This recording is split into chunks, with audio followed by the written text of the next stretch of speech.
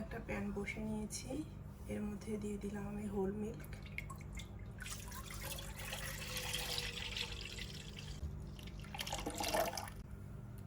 দিয়ে দিলাম পরিষ্কার করে ধুয়ে নেওয়া তেজপাতা, দারচিনিগুলোকেও আমি ধুয়ে নিয়েছি, দিয়ে দিলাম এলাচ, আর এলাচের ছিটগুলোকে আমি গুঁড়ো করে নিয়েছি। চুলার আঁচ মিডিয়ামে রেখে আমি এই দুধটাকে জাল করে নেব। দুধটা অবশ্যই ঘন ঘন নাড়তে হবে, আদারওয়াইজ নিচে লেগে পুড়ে যাবে। একটা বলক চলে এসছে, চুলার আঁচটা কমিয়ে লোতে করে দিলাম, দিয়ে দিলাম চিনি, চিনির সাথে দুধটাকে ভালোভাবে মিশিয়ে নিলাম।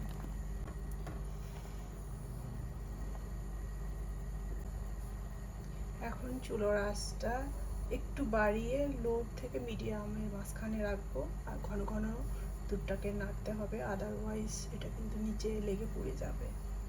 বাটিতে কিছু দুধ নিয়ে নিলাম, এটা কুসুম গরম আছে, মধ্যে দিয়ে দিলাম স্যাফরন। স্যাফরনটা খুব বেশি দেওয়া যাবে না, এটা খুব সামান্য দিতে হবে, বেশি দিলে খাবারের টেস্টটা কিন্তু বাজে হবে। একটু নেড়ে দিলাম। এখন স্যাফরনটাকে ভেজানোর জন্য একটা পাশে এটা ঢেকে রেখে দেব। আমি কিছু আমন্ড পানিতে ভিজিয়ে রেখেছিলাম 1-1.5 ঘন্টা। এখন আমন্ডগুলো থেকে আমি এই খোসাগুলো ছিলে নেব। এভাবে ভিজিয়ে রাখলে আমন্ড থেকে খোসাগুলো ছিলতে ইজি হয়। এখন এটার পানি ঝরিয়ে নিয়ে তারপর চপ করে নেব।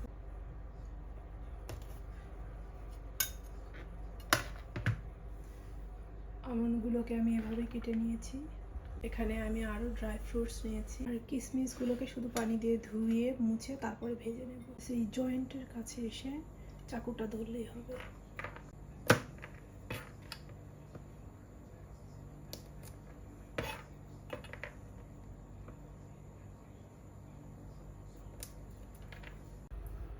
দুধটা জাল করে আমি অর্ধেক করে নিয়েছি। এখন দুধ থেকে আমি তেজপাতা, দারচিনি এবং এলাচগুলো উঠিয়ে ফেলবো।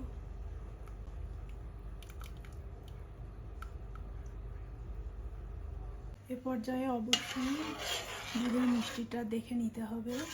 আপনারা যে পরিমাণ মিষ্টি খাবেন তার থেকে একটু বেশি দুধে যে স্যাফরনটা ভেজে রেখেছিলাম সেটা দিয়ে দিলাম। এটা একবারে বেশি দেবো না, আগে চেখে দেখবো যে ঠিক আছে কি না, অল্প করে করে অ্যাড করব।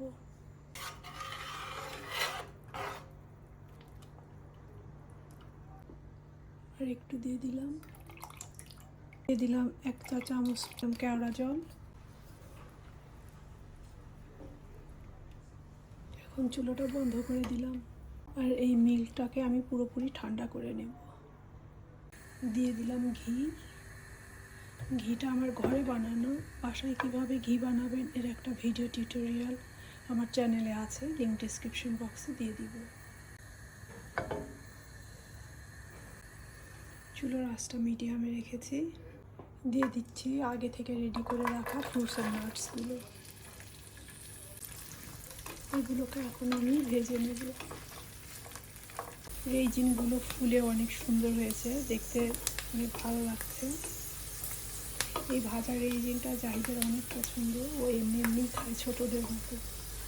চুলোটা বন্ধ করে দিলাম।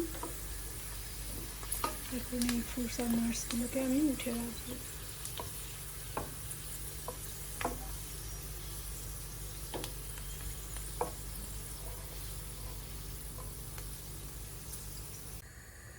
দিয়ে দিলাম কেটে রাখা খেজুর। খেজুরটা ভাজতে খুব একটা সময় লাগে না, যার কারণে এটা আমি আলাদা করে ভেজে নেব। খেজুরটা হয়ে গেছে, চুলোটা বন্ধ করে দিলাম। খেজুরটাকে আমি প্যান থেকে উঠিয়ে একটা পাশে রেখে দেব। দিয়ে দিলাম লাচ্চা সেমাই, আর চুলোর আঁচ লো টু মিডিয়ামে রেখে এই সেমাইটাকে আমি ভেজে নেব। লাচ্চা সেমাইয়ের এই রেসিপিটা আমার মায়ের কাছে শেখা। মা বরাবরই এইভাবে লাচ্চা সেমাই রান্না করে, কিন্তু আমি যতবারই রান্না করি কখনোই মার মতো হয় না, মারটা অলওয়েজই টেস্টি হয়। তবে এই সেমাইটাকে আমি লাল লাল করে ভেজে নেব। আপনারা চাইলে কিন্তু ঘিটা অ্যাভয়েড করতে পারেন, ঘিয়ের পরিবর্তে নর্মাল কুকিং অয়েলটাও ইউজ করতে পারেন, কিন্তু ঘি ইউজ করলে এর ফ্লেভার অ্যান্ড টেস্ট দুটাই অনেক ভালো হয়।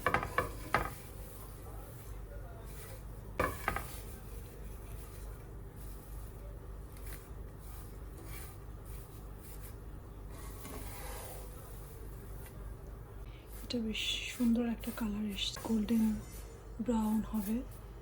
3-4 মিনিট ভেজে নিয়েছি, এটা ভাজা হয়ে গেছে, কালারটাও চেঞ্জ হয়ে গেছে। এখন চুলোটা বন্ধ করে দিলাম।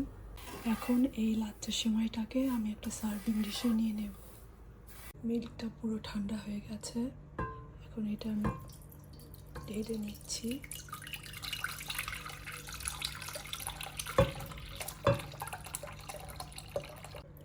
শেষের পাটটা খুব সাবধানে ঢালতে হবে, তলানিতে যে এলাচের গুঁড়া আছে এটা আমি আর ঢালবো না।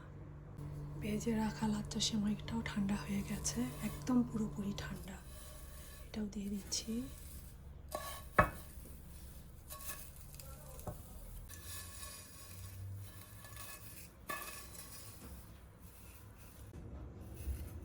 ভালোভাবে সেট করে নিচ্ছি।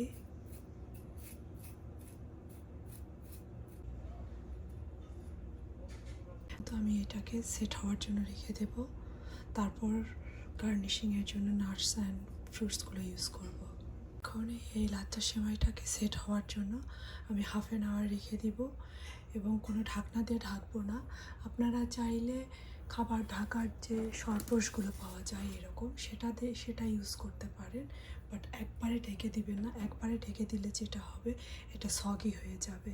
সেমাইটা সেট হয়ে গেছে, এখন এটা আমি গার্নিশ করে নেব।